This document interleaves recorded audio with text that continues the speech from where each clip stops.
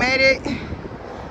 This is the salon, barbershop, everything, the studio, the everything. So we're going in see G right now, do his interview.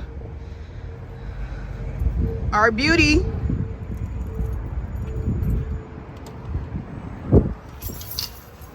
G! What's up?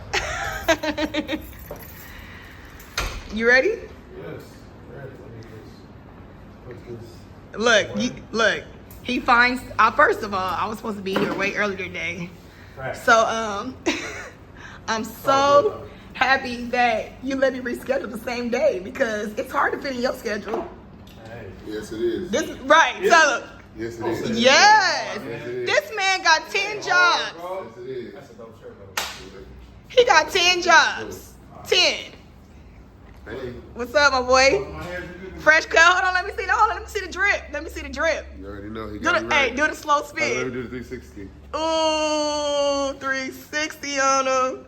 Best barber in the world. Hey! All right, my boy. I'll see you later. All right, y'all. Finally got the man to sit down for 2 seconds. Yeah. All right, y'all. G, how you feeling today? I'm feeling good. Today's a good day. Hey, we good. All right. So this journey you and I are going on, Right. it's just crazy, right? Because it literally just been flowing. Like, it wasn't something that we planned. Definitely not planned. You just heard me singing at the Sing Bowl and you said, come on. I mean, I encourage everybody to, like, if you got a dream or a passion, follow it. Why not? Life is short, so if you talented, you're an artist, why not? It's like you don't want to look back and have no regrets, right? Yep. That you didn't try to do something. So I feel like it's only right that everybody tries to do whatever gift they have. Otherwise, it's a waste. So I feel like that's the main thing stopping a lot of people from really going to that next level where they can try to use the gifts that they have. It's just that self-doubt. So sometimes you need a little encouragement. We all need to encourage each other, you know what I mean? It's times you encourage me. You say, hey, you need to do this, or go for it, or, So it's like we feed off of each other, and that's like just part of me just saying, hey, you can do it, you got it, so go for it. Right. So, from the Sing Bowl to the studio. Mm-hmm. Oh, I'll tell them, I said this is the barbershop studio. This is the podcast. Oh, shout out to Our Beauty Equilibrium podcast, YouTube, y'all. Y'all tune in on that. Every Tuesday, 8:30 a.m. Yeah. 30-minute show. Just turn your phone on, turn your computer on, get dressed for work, and just listen. They got a lot of insight, a lot to say. Oh, yeah. But so we're gonna talk about the first time I never recorded, right? Mm-hmm. And y'all know this is one of his jobs, so he's an engineer. He does everything, but he's engineer, he know how to do sound systems and all that. I was so nervous, G, to even hear my voice being recorded. You know what? That's like one of the most shocking parts of people recording for the first time is just hearing your own voice. Because you think you sound like, you know what I mean, the way it sounds to yourself when you're just talking to somebody, but it sounds completely different. So it sounds cool though. It's gonna be all right. I remember that though. Yeah.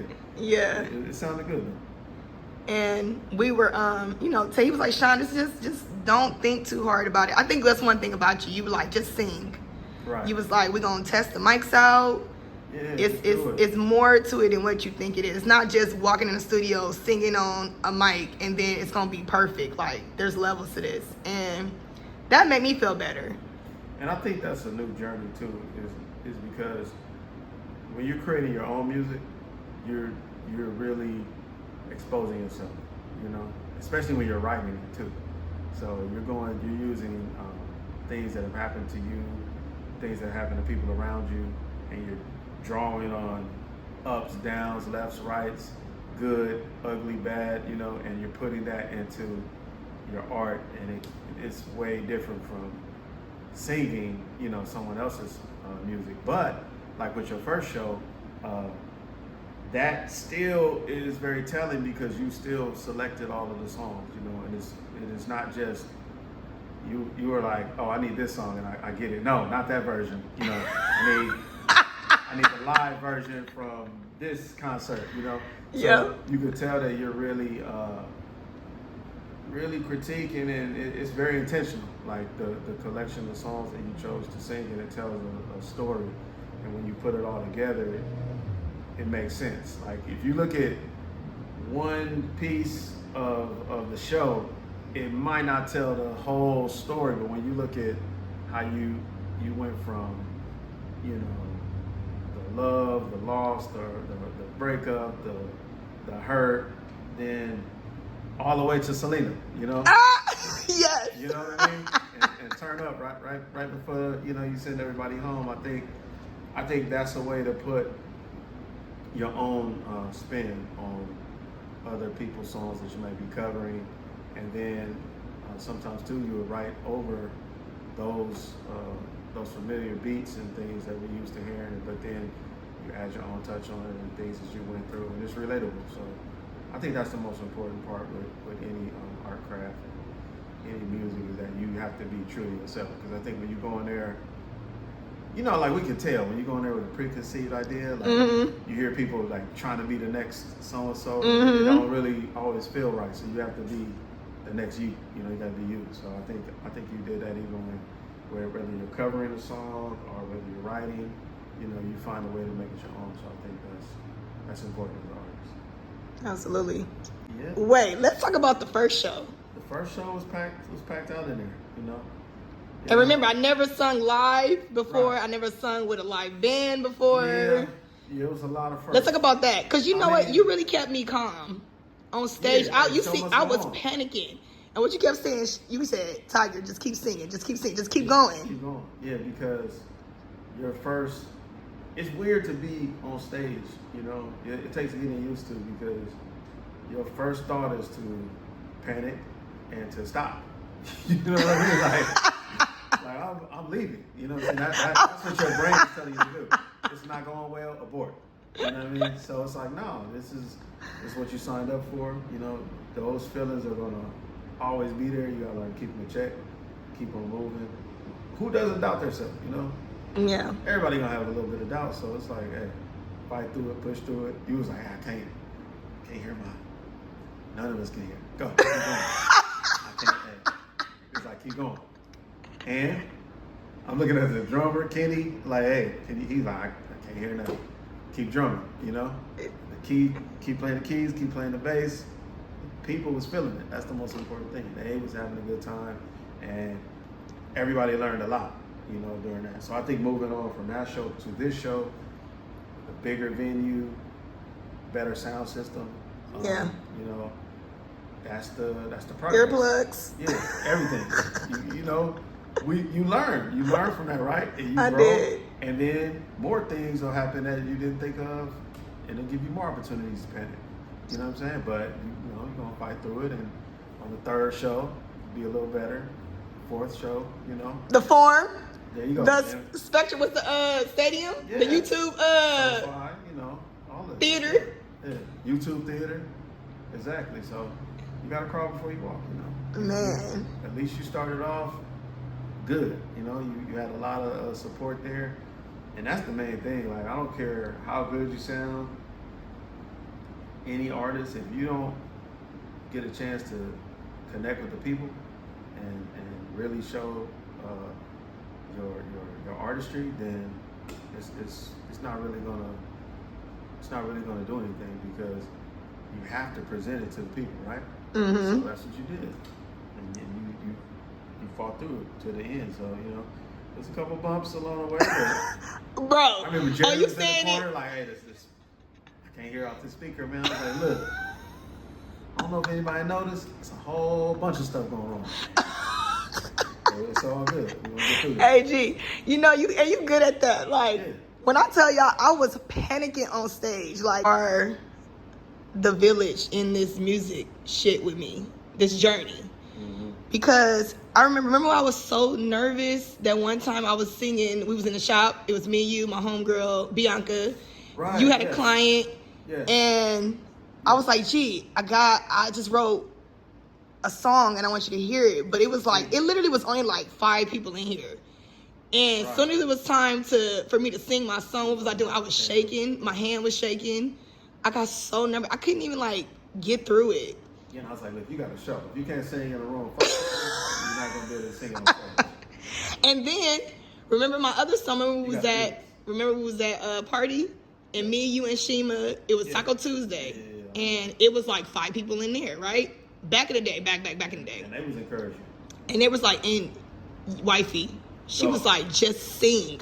Stop thinking about just sing. And I'm like, but this is really about my breakup. Like, this is about true story. Like, it's about me being vulnerable. And Nobody know that, though. and then I'm like, I'm still trying to figure it out. I'm trying to figure out my sound. Like, you know what I mean? And what y'all just said, just do it. And fast forward to the day of the show. Right.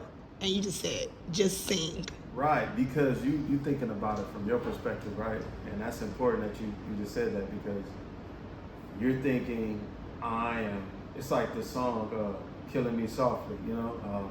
And that song is like, you're just bearing your truth for everybody to see. And really, that's your art, though. So you want people to see that. You want people to, because everybody goes through heartbreaks and you know, different relationship drama. So it's like your take on it, somebody might relate to it, somebody might just like the way it sounds. You know what I'm saying? So you get up there, present your art to people. It's authentic. They're gonna relate to it and they vibing, and that's the most important thing. So it's like you gotta get over that. And the more you do it, you got up there and did it, right? And I did. And you did like an hour.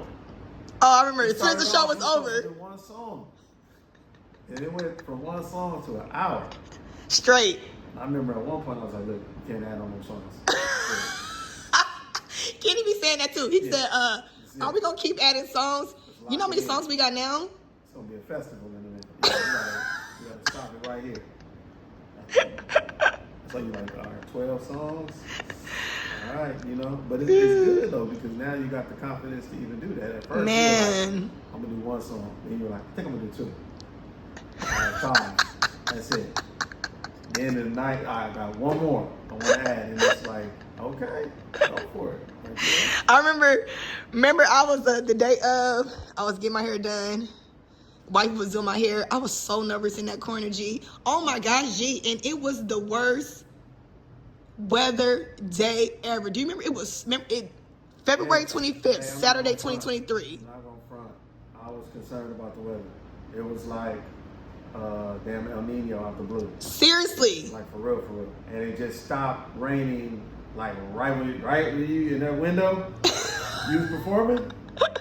It's like they had your playlist. Like, it stopped raining for that one moment. And I was like, yo, this worked out. Because I was thinking to myself, like, oh man, it's raining. What is the chances of, because it was not raining prior to it started coming down that day, but right during the show it just stopped raining. It was cool, and it ended up being and when I tell you, we're not even over exaggerating. I'm talking about it was thundering, storming, lightning, raining sideways, raining hard. Then I'll stop a little bit, but then it came down again, and I'm like, gee, I'm in the corner getting my hair done. I'm like, I'm so nervous. I'm like, the people I want, like, and guess what? Our people still came out and showed out for us. Me being a new artist, people still, right now, they're still trying to figure, they're like, wait a minute, I didn't know you sing. I'm like, yeah, I sing. You know what I mean? So, hey, I feel like if we can push through that, we can push through, it's only gonna get better from here. So, now, because it's called Love Story, I gotta ask you these last 2 questions. Mm-hmm. When you think about the word love, what comes to your mind? So, when I think about the word love, I think that means different things depending on like your maturity level, and it's evolving all the time. So like when you're young, you ever heard somebody say, "Oh, that's puppy love"? You know, they downplay. Don't downplay my love. You tell somebody I'm in love, oh, that's puppy love. They write it off like, but that's love for that period of time and that level of emotion and maturity that you're at right then. But as you grow and it's not necessarily something that comes with age, but like if you develop a relationship with somebody, I think that what love turns into is like genuinely caring about that individual in every aspect, you know, apart from yourself, like well-being, their spiritual health, mental health, physical health, protecting them, and it has to be mutual, you know, because you don't want to be in a lopsided situation. And I think that even like, I was just talking to Shima the other day about learning to be happy for somebody. Like if somebody tells you, say somebody go out without you, right? You're in a relationship, that person go out without you, they come home, and we had a blast. It was so fun. Oh my God, man, it was packed. It was, hey, I don't know, I thought the fire department was gonna shut us down, right? Man, when love is like a little bit more on the immature side, you might feel a certain way about that. Oh, you just had the time of your life, huh? You come up with that energy without me. Okay, so that's what we're doing? Oh, so you just having so much fun without me. Yeah, but you really learn, like real love is like you're happy that that person enjoyed themselves. You know what I mean? Mm-hmm. And they should be happy that you enjoy themselves. It's like a laugh. Like you see somebody laughing, even if it's not with you, you know, I'm happy. That's a good time you're having right there. Dang, you know? that's some real stuff you're talking about right now. You got to get to that level to where it's like, yo, I'm happy that you're happy. You know what I mean? Yeah. Because when you're not, we get a little petty. Like, you know, some people only want you to be happy when you're with me. When you leave this house, I want you to be like, miss me, be miserable. You know, like, and it's like, that ain't love. You know what I'm saying? That's kind of like love a little bit, but it got some other ingredients. You know what I'm saying? They follow the recipe.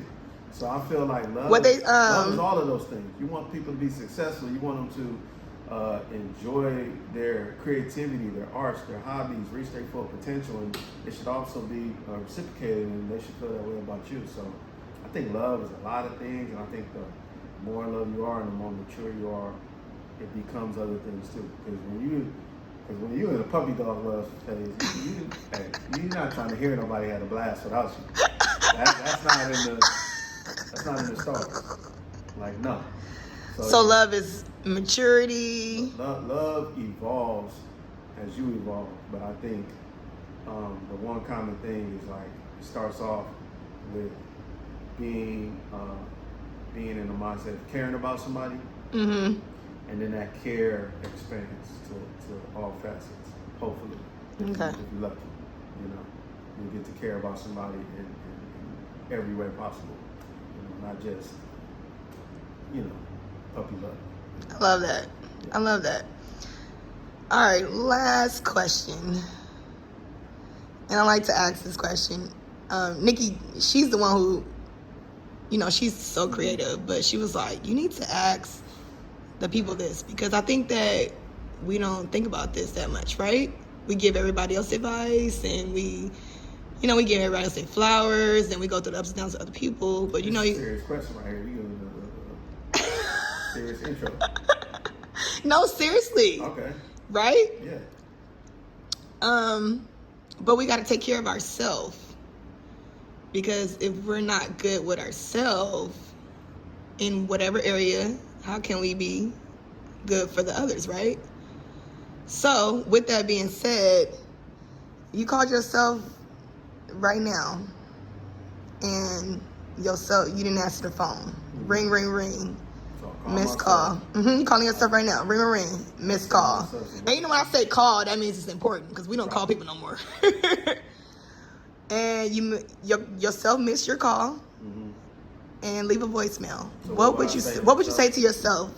What would you say to yourself today? That's a good one. And think about where you were last year, up to now, or what you've been through up to now. What made you the person you are? You know. I would say something that, like, you know, a lot of people struggle with, myself for sure. I would encourage myself to, like, stay focused, because you deserve it, you know? Like, a lot of times we all get distracted, or sometimes we have so many things on our plate, and so many things that we think we gotta do this, and that. Sometimes, like, you gotta remind yourself, like, hey, you deserve to stay focused on yourself. You deserve self-love. You deserve to get that to-do list knocked off. You know what I'm saying? You Mhm. deserve to finish that project that you started that you Mhm. never got back around to doing. And I think that just the distractions, a lot of times if we can limit the distractions and just stay like focused and organized, I would really encourage myself to do that. And I think that if I could call myself a while ago, like go back in time, can I Yeah, get, yeah, you can do that too. Can I get a Back in time time. phone call? Yep. And I would definitely say stay focused, because a lot of times we have ideas and we have these plans, and we just get distracted a lot of times. And I think if we could just follow through, because one of my customers told me something I never forgot. He said that thoughts are a blessing, like ideas are a blessing, right? Everybody doesn't have an idea to do everything that you have an idea to do. So I feel like once you have that blessing, if you could just stay focused on it a little bit and knock it out the box, Mhm. and at least see it through, you can move on. Because we all have these things in our hearts and our minds, and we might have regrets. Going back to the first question, like you don't want to have regrets. Yep. You want to look back and say, at least I tried it. You know what I'm saying? And that's what I would encourage myself to do on that voicemail. I'm like, hey, look, stay focused. And take some time off, man, and enjoy yourself too. Rest. Mhm. And those two things, like, it's about being efficient. I guess that's it. Being efficient. Mhm. Like when it's time to go, get it done. Like stay focused, knock it out. When it's time to rest, chill. Spend time with family, spend time with people that mean the most to you, and go on to the next thing on the list. I love that. I love that. I think you and I relate to that too. Like, especially, and it's funny. We can talk about it. Tiger Lily, 35 years old, just starting her music career. And that's what I thought about when you put the battery in my back, I said, dang. Because people didn't know that I sung in the choir. I grew up music around me all the time. And it was just something that's always was in me, but I didn't have the confidence to do it. You know what I mean? And that's big. That vulnerable side. Yep. So when you say no regrets, that's why at 35, I feel like, and God really put people in your life in the right position to like do it. You know what I mean? So when you told me going back that sing bowl, I said, we doing it. That's it. That's it. Because I don't want no regrets. Right. I don't want to go through. I don't want to finish and be like, damn, I should have just sung at least one song on stage. Right. You know what I'm saying? But I feel you. Yeah, definitely. Because who wants to be vulnerable, right? nobody. It's safe to live in a bubble and never try nothing new and just like, stay in your lane, as they say. And that's with everything, not just, singing. It's like, but sometimes I think the biggest rewards come from when we take the biggest risks. So it's like, hey, Yeah. even if you do something and it don't quite work out to the best of its ability, you gain confidence to do the next thing. So I look at it like that, like, and when you take those little steps, then you become the person that I can do anything. You know what I'm saying? Because I did that. Nobody thought I could do that. I did this. Somebody thought, and you just become the person where it's like, now people look at you and they're like, what are you going to do next? Right.